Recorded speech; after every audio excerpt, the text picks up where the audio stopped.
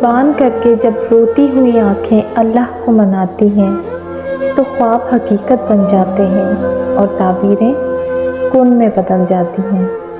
لا حاصل خواہشیں، ادھورے قصے، نامکمل خواب، کچھ بھی ناممکن نہیں رہتا جب بات تہجد کی دعاؤں پہ آتی ہے۔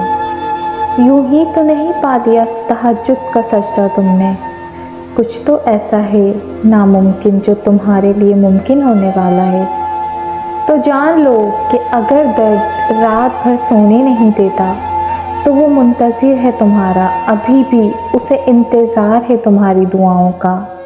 مانگ لو، ابھی بھی کچھ نہیں بگڑا، ابھی بھی وہ سب کچھ ہو سکتا ہے جو تم چاہتے ہو، ابھی بھی وہ مل سکتا ہے جو تم مانگتے ہو، ابھی بھی قبولیت کی ایک گھڑی باقی ہے، ابھی بھی تہجد کا پلڑا مقدر پر بھاری ہے۔ تمہیں کیا لگتا ہے کہ جو دعائیں تم تہجد میں مانگتے ہو وہ قبول نہیں ہوں گی؟ کبھی بھی بہت پہلے مانگی گئی دعا بھی قبول ہو جاتی ہے، اور جب وہ ہوتی ہے تو ہم بے ساختہ کہتے ہیں، یا اللہ یہ دعا تو میں نے بہت پہلے مانگی تھی، تجھے یاد تھی؟ ایک دن تم ان دعاؤں پر بھی یہی الفاظ کہو گے جو تم اب مانگتے ہو۔ کن فرمانا مشکل کام تھوڑی ہے اللہ کے لیے، جب وہ کن فرماتا ہے تو بس ہو جاتا ہے اور چیز وجود پا جاتی ہے۔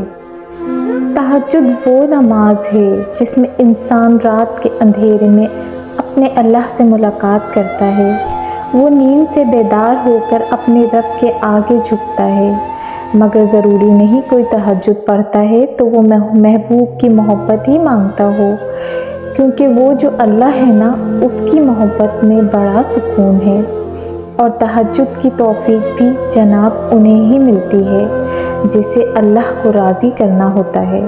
تہجد کے وقت کا سکون صرف وہی سمجھ سکتا ہے جس نے تہجد میں اللہ سے باتیں کی ہوں، جس نے تہجد کی نماز میں بھی دنیا کی محبت نہیں اللہ کی محبت مانگی ہو۔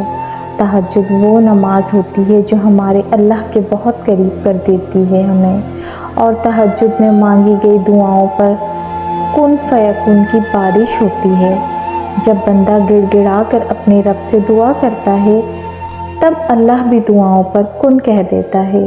اگر چاہتے ہو کہ تمہاری سب دعائیں قبول ہو جائیں تو تہجد پڑھا کرو اور اللہ سے اپنے دل کی سب باتیں کیا کرو، اس وقت اللہ ہمارے بہت قریب ہوتا ہے۔